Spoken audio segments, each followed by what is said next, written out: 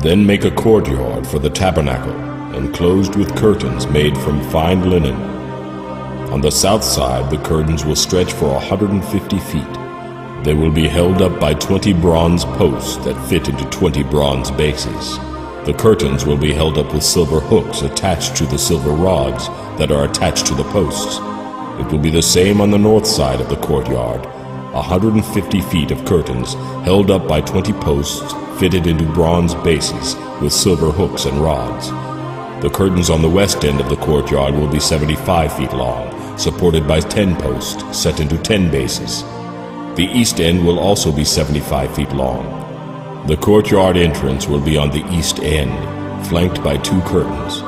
The curtain on the right side will be 22.5 feet long, supported by 3 posts set into 3 bases. The curtain on the left side will also be 22.5 feet long, supported by 3 posts set into 3 bases. For the entrance to the courtyard, make a curtain that is 30 feet long. Fashion it from fine linen and decorate it with beautiful embroidery in blue, purple, and scarlet yarn. It will be attached to 4 posts that fit into 4 bases. All the posts around the courtyard must be connected by silver rods using silver hooks. The posts are to be set in solid bronze bases. So the entire courtyard will be 150 feet long and 75 feet wide, with curtain walls 7.5 feet high, made from fine linen. The bases supporting its walls will be made of bronze. All the articles used in the work of the tabernacle, including all the tent pegs used to support the tabernacle and the courtyard curtains, must be made of bronze. Tell the people of Israel to bring you pure olive oil for the lampstand, so it can be kept burning continually.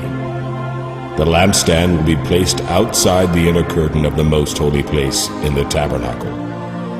Aaron and his sons will keep the lamps burning in the Lord's presence day and night. This is a permanent law for the people of Israel, and it must be kept by all future generations.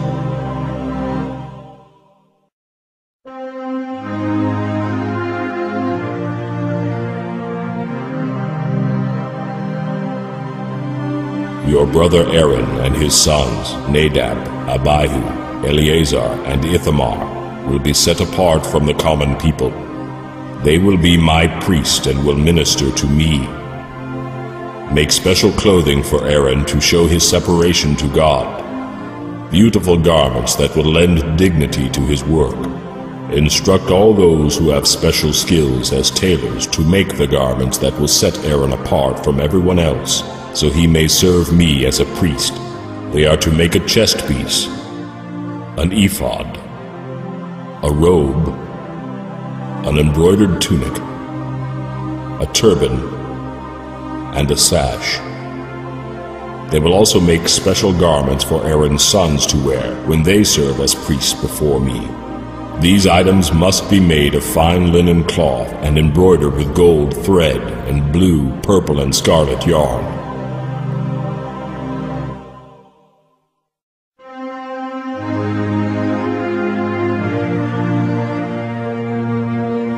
The ephod must be made of fine linen cloth and skillfully embroidered with gold thread and blue, purple, and scarlet yarn. It will consist of 2 pieces, front and back, joined at the shoulders with 2 shoulder pieces, and the sash will be made of the same materials, fine linen cloth embroidered with gold thread and blue, purple, and scarlet yarn.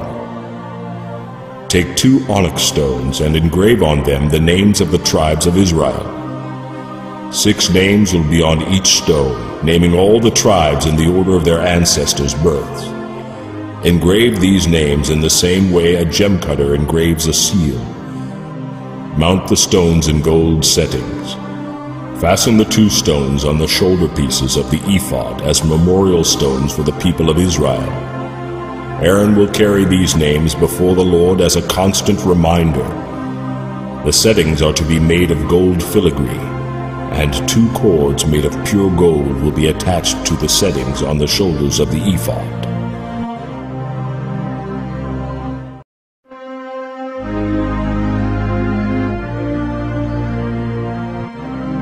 With the most careful workmanship, make a chest piece that will be used to determine God's will.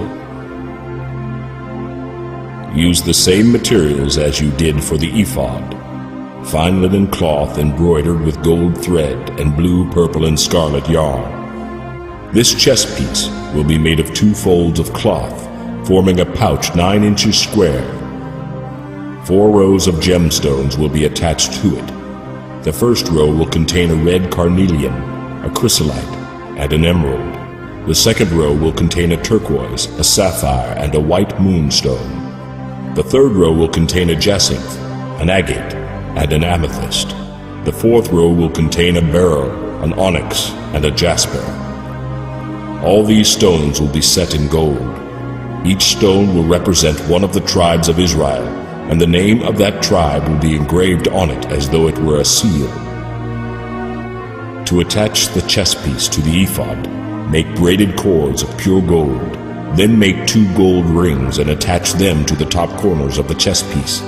The 2 gold cords will go through the rings on the chest piece, and the ends of the cords will be tied to the gold settings on the shoulder pieces of the ephod. Then make 2 more gold rings and attach them to the 2 lower inside corners of the chest piece next to the ephod. And make 2 more gold rings and attach them to the ephod near the sash. Then attach the bottom rings of the chest piece to the rings of the ephod with blue cords. This will hold the chest piece securely to the ephod above the beautiful sash. In this way, Aaron will carry the names of the tribes of Israel on the chest piece over his heart when he goes into the presence of the Lord in the holy place. Thus the Lord will be reminded of his people continually. Insert into the pocket of the chest piece the Urim and Thummim, to be carried over Aaron's heart when he goes into the Lord's presence. Thus Aaron will always carry the objects used to determine the Lord's will for his people whenever he goes in before the Lord.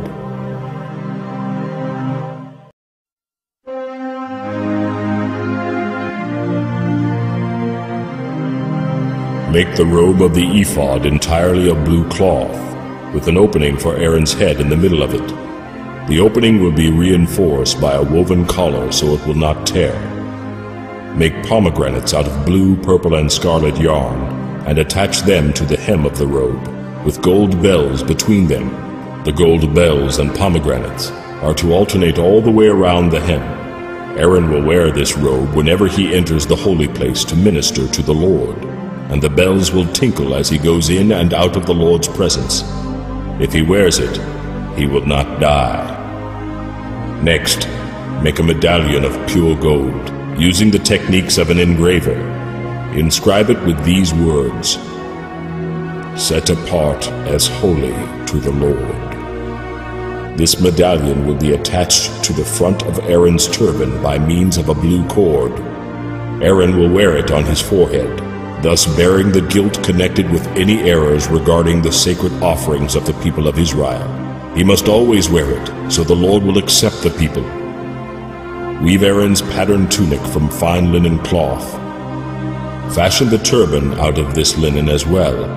Also make him an embroidered sash.